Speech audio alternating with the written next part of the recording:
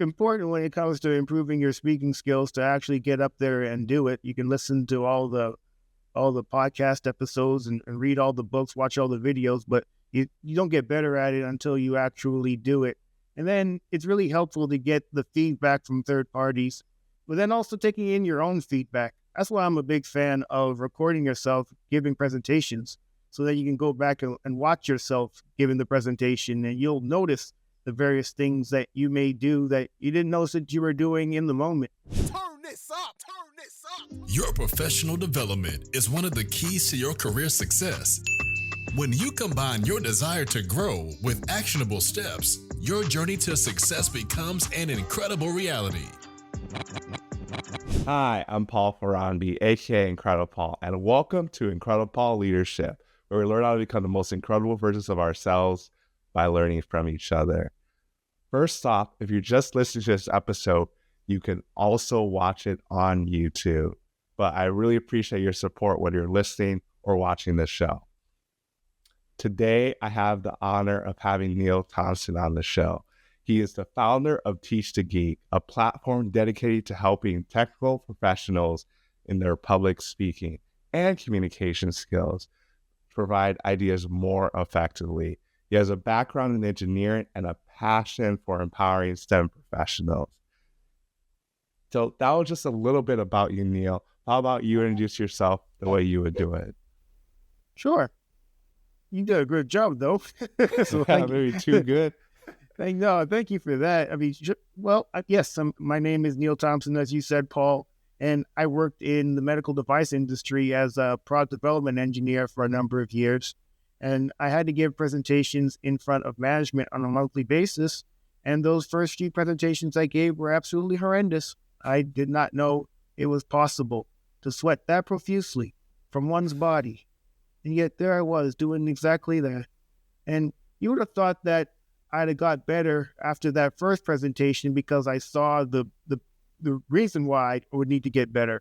And the reason was I'd get these questions after the presentation that I thought I'd answered during the presentation, but because I didn't put things in a way that these technical or these non-technical decision makers could understand, now I'm having to answer these questions I thought I had answered. If I was sweating profusely before and during the presentation, then afterwards it was coming down like rain pour. Oh, wow. Yeah, it was like rainfall. It was crazy. But you know, A lot of sweat. Well, yeah, it was bad. And eventually my project got canceled. And I realized then that maybe this whole presenting in front of people thing, maybe this is something I need to get better at. And what I ended up doing is sitting in on some of the other presentations given by some of the other project leads, some of the other engineers. And I noticed that, well, they weren't all that much better at it than I was. So there was definitely something here that perhaps these technical people like myself, we were not the best at putting things in such a way that non-technical people can understand when it comes to communicating with them.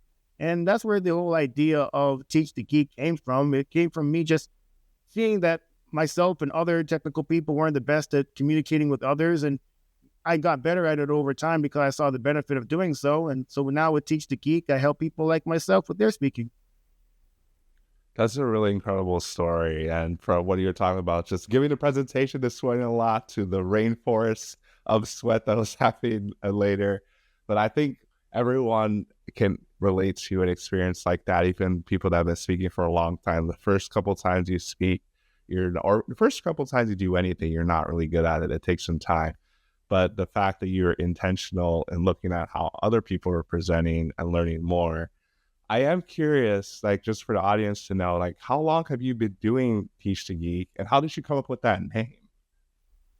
I started Teach the Geek in 2018, and I actually didn't come up with the name. The initial name was We All Can Be Great Speakers. It was actually, then I was talking to somebody, an acquaintance I found on LinkedIn. We were having a conversation. I told her the name of what I wanted the company to be, and she's the one that suggested Teach the Geek. Oh, and wow. I thought, actually, that sounds a lot better. So I changed the name. Yeah, if I hadn't spoken to that woman, then we wouldn't even be talking about Teach the Geek, I suppose. But yeah, that's where the name came from. Awesome. So since 2018, so I guess how did you go about finding different people to help, or did they more come to you? I guess, what has been the process over the years of Teach the Geek? Did you always have the podcast? No, I actually started off with a YouTube channel, and I used to interview, well, I still do. I interview people with technical backgrounds about their public speaking journeys. And this was pre-pandemic. One of the guests that I had, he said that he actually is the one that suggested I put a podcast together, just basically take the audio of the YouTube videos that I was doing and create podcast episodes. And he said that I should do that because when people are traveling to and from work, they can listen to podcasts, and maybe one of my episodes could be one of the podcast episodes they listen to. And so that's really where the whole podcast came from. Maybe it was like a year and a half after I started the YouTube channel that I actually started the podcast. Okay. Wow. So you were already basically a YouTuber, and then you converted to a podcast, and now you have both. Yeah, now I have both audio, video, whatever way you like it. That's so it's really cool that you're able to do that. I know that's how we got connected, because I was able. I had the honor of being a guest on one of your episodes of your podcast and share more about my story. And I was like, I want you to have an opportunity to be on my podcast as well, because I think what you're doing is incredible to help empowering STEM professionals, which is a lot of the stuff I do with IncrediPaul, having a lot of people in STEM on the podcast, have entrepreneurs as well. So I'm curious, because I know you said, well, you're working on the pharmaceutical side of things. Has that changed a lot over the years? Or yes, how has becoming better at speaker helped with your technical career? It's helped tremendously. And something that I eventually came to realize, hopefully, I wish I'd realized it sooner, but I suppose it's better late than never, is the people who are the better communicators tend to be the people who get the opportunities. And a lot of us technical people think that if we're just good at our jobs, that should be enough. People will notice, and then we'll get opportunities based on that. But oftentimes that's not what happens. It's the people who are the best at communicating their value to their organizations. Those are the people who tend to get the opportunities. In fact, maybe a couple of years ago, I had a conversation with a woman I used to work with. She's in her 70s now, but she was telling me back when she was in her 20s, when she just started her career, she was working as an engineer. And she thought that if she was just good at her job, that she would get the promotions and the pay raises that she thought she deserved. And she eventually came to the realization that that wasn't the case. And she actually thought that the people who were good at speaking were brown-nosing, I suppose. But I don't see it. I don't see it that way. It's just, why would we even think that because we're good at our jobs, people will just notice? People are concerned with themselves. So if you want people to be concerned with you, you better tell them. You better tell them something, or else they're going to go about their way thinking about themselves and actually responding to the people who are speaking to them, asking them about getting more opportunities and moving up within organizations and advocating for themselves. That's a really good point that you brought up, that really you have to advocate for yourself, and just a key part of communication, which is also a key leadership attribute as well. So you talk about the soft skills, and I really don't like saying soft skills. I call them leadership skills or life skills. These are skills that help whatever you are doing to be successful. And so, like you were saying, like in any STEM career, you can do a lot of things, but if you cannot can't adequately or articulate what you're saying to non-technical audience, then it's really hard for them to engage with it and understand why what you're doing is important, or even understand what you're doing. I've seen that even with working with different people who present different research opportunities or research posters or research presentations. The key thing is to making sure that your audience understands what you're doing and why you're doing it. Yeah, 100%. And it's so unfortunate that so many people have a negative connotation when they think of soft skills. I like soft things, like pillows and marshmallows. Yeah, soft things are good. And honestly, I think especially with the soft skills, they're not easy skills. I feel like the hard skills or all these technical skills are maybe they're not easier, but it's more clear to say like, oh, this person is really good at this technical stuff. Whereas the soft skill stuff is really like ongoing, because you might know exactly what to do, but then you're in the moment and you don't do it. Yeah, and I think also with soft skills, they could be way more subjective. I was a member of Toastmasters for a number of years, and for those of you all listening that don't know about Toastmasters, it's an international organization, chapters all over the world, and its goal is to help people improve their speaking skills. If you were to go to a Toastmasters meeting, there are 3 parts to it. The first one is called table topics, and that's where you're given a question to answer, a question that you didn't know beforehand. And you have a certain amount of time, typically between 1 and 2 minutes, to answer the question. And then the second part of a Toastmasters meeting is the prepared speech, in which someone gives a speech that they prepared. And then the third part is the evaluation, where someone actually evaluates the person who gave the prepared speech. So in the instances in which I was the one giving the prepared speech, the evaluator might say, I really liked your eye contact. But then someone else that's attending the Toastmasters meeting may pull you aside and say, you really need to improve your eye contact. So you're getting conflicting feedback. So certainly when it comes to those type of soft skills, what are you supposed to do in those instances? And I'm a big fan of running any feedback through your own filter to see if it makes sense to you, because ultimately all feedback is just opinions of others. That's a really good point. All feedback is just opinions of others. And really, the subjective part of it is that, yes, like maybe you're making good eye contact with that person, but then the other people in the room feel like you're not making good eye contact with them for whatever reason.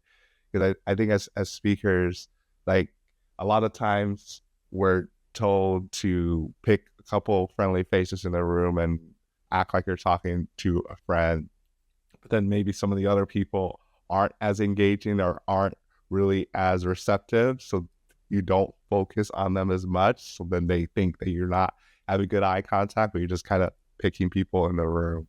I think there's a balance to it. Yeah, I think you're right about that. And if I'm in the audience and you're trying to look at me, maybe you'll stop, because a lot of times I'm not even looking at the speaker, especially if it's a topic that I'm really interested in. I typically will walk with some paper and a pen, and I'm writing things down. So if you're looking at me, you're probably just seeing the top of my head. Yeah, you're trying to get all the information down. So that's good. And I'm glad you brought up Toastmasters. That's something I'm trying to be more intentional about being a part of. My company has Toastmasters chapter, trying to do more there. Over the years, I've been in and out with involvement. My schedule has been crazy, and like a lot of times when I have meetings for different Toastmasters, different parts of the country I lived in, I haven't always been able to make it, but definitely familiar with the process of it, the table topics. And I think the table topics are one of my favorite parts of the meeting, because they're different themes and you don't have to prepare anything. You just kind of talk. And I guess some people are better than others. I know that the whole idea behind it is to talk for like a minute and a half. And the whole evaluation process is talking about not using the filler words and being more intentional about how you're communicating, which that whole evaluation piece is huge. Oh, yeah, absolutely. I mean, it's important when it comes to improving your speaking skills to actually get up there and do it. You can listen to all the podcast episodes and read all the books, watch all the videos, but you don't get better at it until you actually do it. And then it's really helpful to get the feedback from third parties, but then also taking in your own feedback. That's why I'm a big fan of recording yourself giving presentations, so that you can go back and watch yourself giving the presentation, and you'll notice the various things that you may do that you didn't notice that you were doing in the moment. In fact, I remember one time I was asked to review a presentation by a person that I know, a former client, and it was 40 minutes. And within 40 minutes, he said about 100 times. And I suspect that he didn't know that in the moment. But then when you actually send them the video and you're able to pinpoint the exact times in which they say, and it becomes way more real. But then at least you have a baseline to work from. So the next time you give a 40-minute presentation, you're going to look to say less than 100 times, maybe 99. Yeah.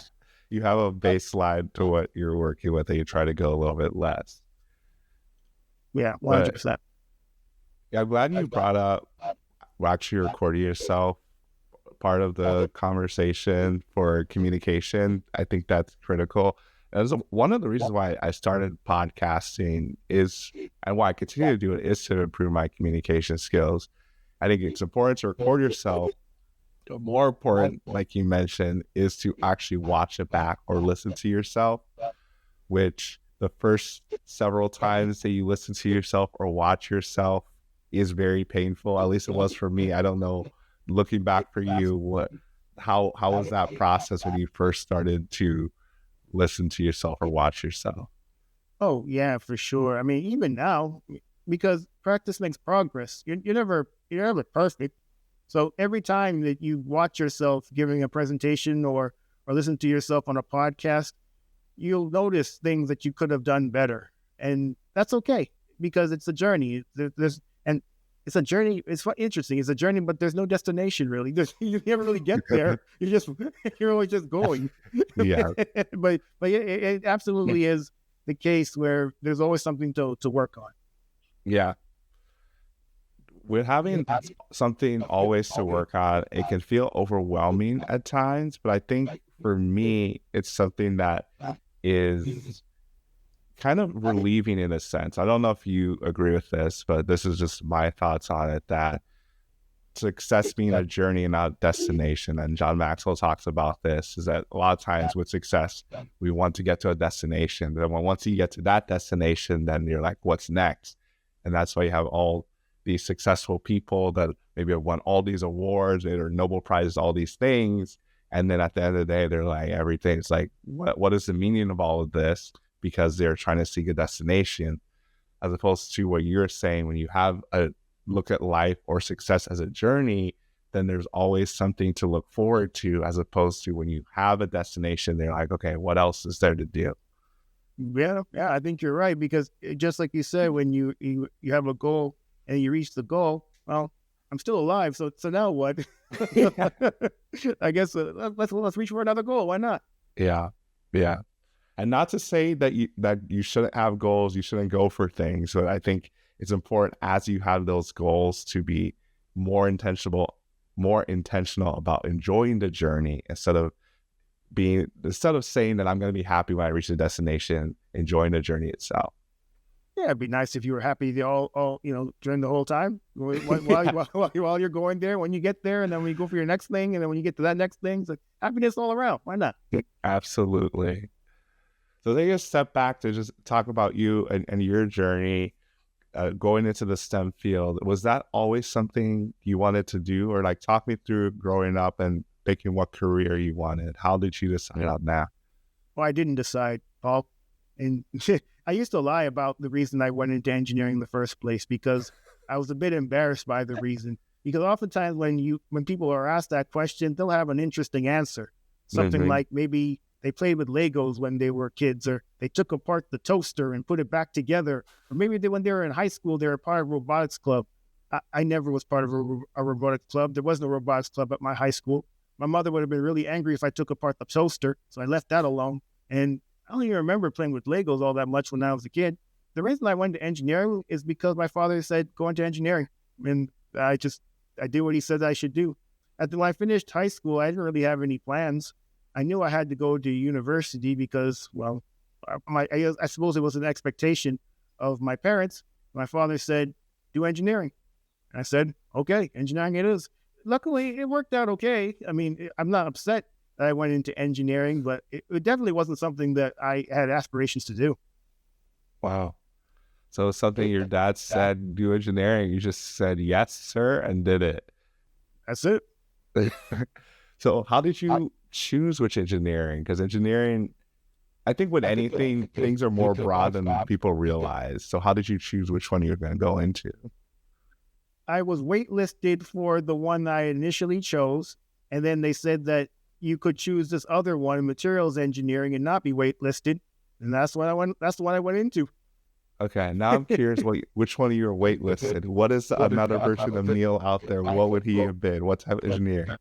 It was a discipline that they called engineering science, and I guess it was a kind of a mixture of all the various, I guess, traditional types of engineering: mechanical, electrical, chemical, a little Oh, bit of wow. everything. But it was a very competitive program, and I was waitlisted for that.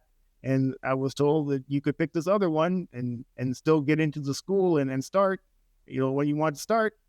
That's what I did. Yeah. So that's how you became a materials engineer. And then how did you go about getting into more of you said like the pharmaceuticals, right? Yeah, I got a master's in bioengineering. My father had learned about biomedical engineering. I don't even know where, frankly. and he said, do that. So I ended up doing a master's in bioengineering because my father said to do that. And There's then a after common theme here I'm hearing. and after that, he said, do a PhD in biomedical engineering. And I started that. I actually went through a whole year of a PhD program. When I started my undergrad, I was 18 years old, just graduating from high school. I had no idea as to what I wanted to do. But by the time I was I finished that first year of the PhD program, I was 25. So this is, wow, I was 25 for real. Okay, yeah, 7 years later. So now I'm thinking, you know what? I'm in my mid-20s now. Maybe this is time to figure out what I actually want to do as opposed to what someone else, even if it is your own parent, tells you to do. And after that first year, I realized I really didn't want to be in a PhD program because for the people who are listening to our conversation, if you do an undergraduate degree, you can finish it in 4 years. It's meant to be finished in 4 years. I mean, certainly you could take longer, but typically, if you were to do it, year after year, it's a 4-year program. And then if you do a master's, typically it's a 2-year program. So that's 6 years. But PhDs, I mean, they could take 4 years, they could take 5 years, they could take 6 years. I mean, I know people have been in PhD programs for 8 years. That's just they can't seem to graduate because it's a lot more. It's more ambiguous, I suppose. With when you're doing an undergraduate degree and perhaps even with a master's degree, it's all based on courses. Take the courses, pass the courses, get your diplomas or get your degrees. But with a PhD, you have to figure out a novel, course of research to pursue. You have to produce data. You have to put out papers. You have to present a dissertation in front of a committee, and they have to think it's good enough for you to be given a doctorate degree. So there's a lot more moving parts that are involved with getting a PhD. When I thought about that and being in that situation for several years, I really didn't want to go down that path. And then whatever really cemented it to me is when I went home for vacation. I was for the holidays, Christmas holidays, and I was hanging out with some of my friends from back in my undergraduate days. They didn't do any graduate degrees, so now they all have jobs. They have their own condos. They have their own cars. They're playing poker with money. I had no money to play with them. I had no money to play with them. I had no car. I had no condo. I didn't have nothing. I had a scooter. I won the scooter. I didn't win the scooter. I won some scholarship money, and I used that money to buy the scooter. Scooter could only go 30 miles an hour. I had to use it in the bike lane. I couldn't even go in the regular lane for cars. I remember this is my life now. I'm done with this. I'm trying to get a job, trying to get some money, trying to live like an adult. So that's why I decided, I'm gonna do what I want to do right now. No, that's really important what you mentioned, doing what you want to do, especially because you mentioned at 25, after finishing your first year PhD school. I think that's also the year, like maybe better, 25 is when for guys or males, our prefrontal cortex is fully developed. And I think at that moment, you're like, okay, up until this point, I've been doing what everyone else, maybe my dad, family has been telling me to do. It's worked out okay. But at that moment, you're thinking about, this is, what do I actually want to do? And then you're seeing what your friends are doing, what your friends have achieved. And then I made you question, are you actually doing what you want to do, or are you doing what some people are telling you to do? Yeah, I mean, frontal cortex, backside cortex, side cortex. I don't know what cortex was working. All I do is that I didn't want to be poor anymore. This is ridiculous. and as I said, the PhD program takes as long as it takes. You really have no say as to when it's over. It's other people that decide when it's over. And I just thought, nah, man, can I get some money to go out and eat? I'm tired of being raised. Yeah, you're trying to live. I totally understand that. Try to live, have a car, a house. Yeah, just live, eat. No, that's really important. Yeah, and also when it comes to even getting a doctorate, when you get to that level, when you're getting those terminal degrees, you really need to be there for the right reasons. You need to really think about, if you get this PhD, what are you doing with it? There's so many people that they figure out in their PhD programs. Let's just say when they started it, they wanted to be an academic. They wanted to be a tenure track professor. But when they started it, they didn't realize that the majority of people who get PhDs do not become tenure track professors, not because they don't have the talent to do so. It's just because there's not enough jobs to support all the people that are getting PhDs. So then you get this degree and you have to compete with so many other people who may want that tenure track job. So, and you likely won't get it after just getting the PhD. Now you got to do a postdoctoral fellowship for a year or two or however many years. And you're applying, year after year to get that tenure track position, but you're still competing with all the other people that got postdocs. You're competing with the people who are coming out of PhD programs trying to get those tenure track positions too. And it's really difficult. And you may have thought, if I had known all this before I started this PhD program, maybe I wouldn't have finished it, or maybe I wouldn't have even gone through with it in the first place. So then you go to industry, and now you're a PhD in industry. What do we do with the PhDs in industry? Well, we'll put them in the lab. We'll put them in product development. Maybe you don't want to do product development. Maybe you want to move to something else. And then you realize, I didn't need a PhD to go into marketing. I didn't need a PhD to go into sales. But you have this PhD now. Like, what are you going to do?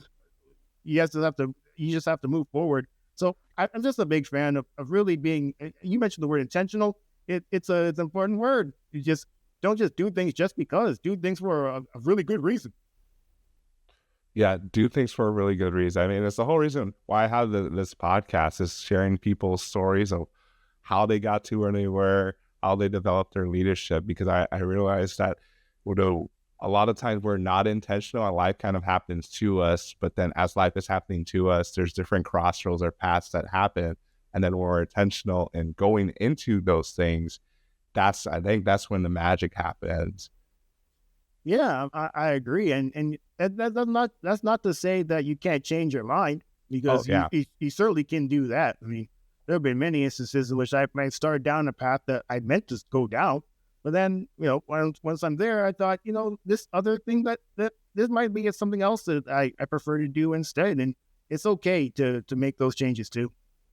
Absolutely. I know it's the same thing with my story about changing my mind and really being open to the different things that you learn. Because as you mentioned, like coming out of high school, really trying to pick what you want to, quote, do for the rest of your life at 18 is not realistic. I mean, there are some people that they go into college, they pick a degree, they come out and they do that for the rest of their lives. But for most people, that is not the case.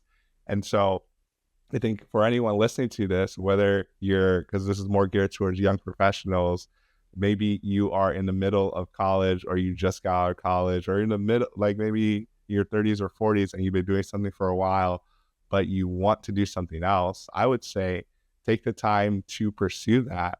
Like maybe it's not something you're going to be doing full time as your career, but there's also a lot of passion projects, side projects you can do to find fulfillment. I mean, even like what I'm doing, I think there's different layers to it. Like I still work full time as an engineer. I do a lot of stuff in podcasting and speaking. I'm a nonprofit. Not to say to do all of those things, because as I'm learning that I have different seasons and times that I do more in different areas, because work-life balance or prioritization is really important, as I've been learning over the last few years. But you can do more than one thing. You can change and do different things as well. Yeah, 100%, Paul. And you mentioned that my podcast, and what's really interesting is hearing the career journeys. I mean, certainly hearing the public speaking journeys is the main goal, but hearing other people's career journeys is really important. Is really interesting, especially the ones who started off in one place and ended up somewhere completely different. In fact, I remember one of my guests in particular, she studied civil engineering, got her degree in it, but never worked as one. She then went to law school, and she worked as a lawyer for about 5 years. Then she was a stay-at-home mom for a decade, and now she works as a personal stylist, helping women with their wardrobes. I mean, you couldn't script that, going from engineering to clothes, but she's happy doing it. And I suspect there might have even been people along the way where thought, you have an engineering degree. What are you doing in people's closets, helping them pick out the skirts and blouses and shoes? Yeah. But hey, it's what she wanted to do, and I say, hey, you have one life, and so live it as you will. Absolutely. I think, and from talking with people, and I don't know if this is similar to her story, but I know it was in your story when you mentioned that your dad or family were telling you to do different things. I think a lot of times growing up, we're told that we should do things or we're really good at something, which may be true, but there might be other stuff that have not really unlocked things that we want to do. Because when I was in college, like even 5-6 years ago, if you told me I was going to be a podcaster, I would have told you, I would ask you, what is a podcast? Like, why would I do that? And doing all these other stuff and workshops and speaking. I think I had heard the term, but it didn't really resonate with me. And I was like, that's not really something I want to do, until I got exposed to it. And I realized, oh, this is something I can develop. And people were telling me I was good at it then. But looking back at those episodes, I'm like, this is, for me, I was like, this is not good. But it's just because I continue to grow and develop and get better at it. So even understanding that even when you start something, you might be a little bit better than people who are just starting, but you still have to put in that work to hone in your gifts and your talents. Yeah, I mean, I think you had mentioned it earlier. When you start something, it's definitely some growing pains there. I mean, if you start something and you're automatically great at it, well, kudos to you. But for the rest of us mere mortals, when we start something, we gotta improve. There's the practice, there's the reps you got to put in. I mean, you listen to my first few podcast episodes, they were rough, but I think I would hope to think that I've gotten better at it over time. I've done over 300 episodes at this point. So I wouldn't say it's a well-oiled machine, but it is definitely better oiled than it was when I first started. Back then it was rather squeaky. Yeah. Well, maybe you're not going to say it's a well-oiled machine. I will say it's a well-oiled machine with the flow of your podcast, the guests you have on there. I think is it weekly, or did you at any point put out episodes more than once a week? Oh, no. I record the episodes when guests are available, and then I release them once a week. Once a week, yeah. There's 300 episodes, and that's a large body of work. I just hit 100 episodes towards the end of last year, at the end of 2024. And that's after doing it just about 3 years. So the fact that you're over 300 episodes, still going, still reaching out, still impacting people, that is really incredible. Thank you. I appreciate the compliment. Yeah. Well, I know we talked a little bit about your journey, talked about the Teach the Geek. I guess, is there something that maybe we're talking a lot about STEM professionals, but maybe it only applies to STEM professionals. I think it probably applies to all people. Is there something that you would tell someone that is not good at speaking right now? Like, what is a good place for them to start? I'll just leave it there. Where's a good place for them to start to get better? Well, Toastmasters is really helpful. I mean, it's a excellent way to at least get a forum to practice giving presentations or just speaking in front of others, becoming more comfortable and confident doing it, and then looking for opportunities even outside of Toastmasters to improve your speaking skills. Because, I mean, that's what's going to take. It's going to take those reps. And then another thing I would suggest is look at videos of other people giving presentations and see the things that they do that you like, so you can add it to your repertoire. Certainly, I'm not a fan of copying what other people do, because a carbon copy is never as good as the original, but you can always be the best you do the best that you can do. And I think you can do that by certainly enhancing what you already have, but then adding what other people do that you like as well.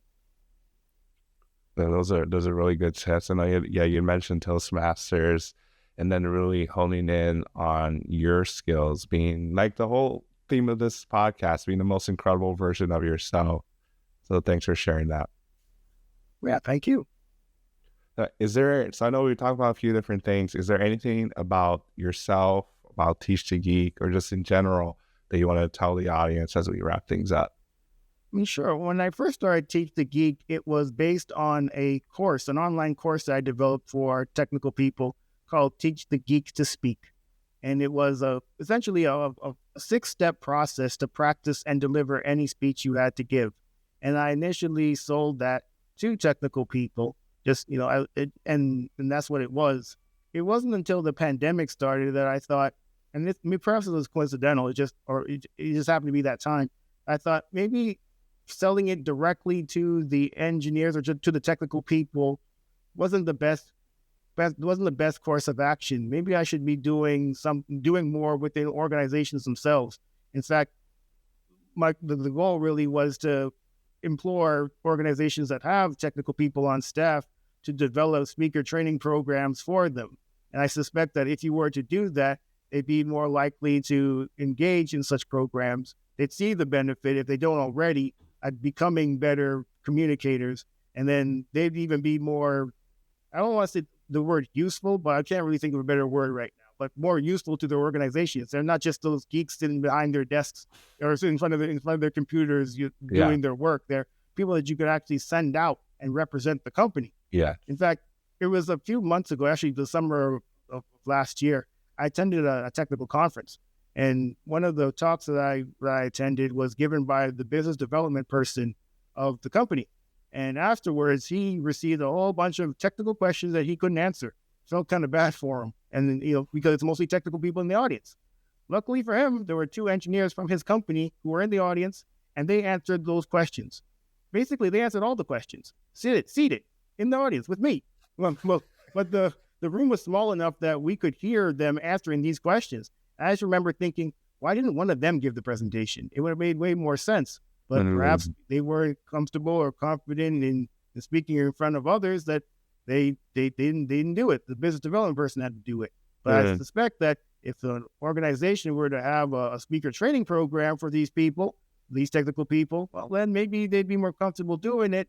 And then you wouldn't have that business development person sweating bullets having to answer questions from a bunch of engineers. Yeah.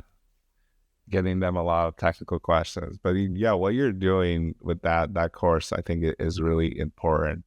So how do people, like whether it's an individual or companies, how can they get their hands on that course?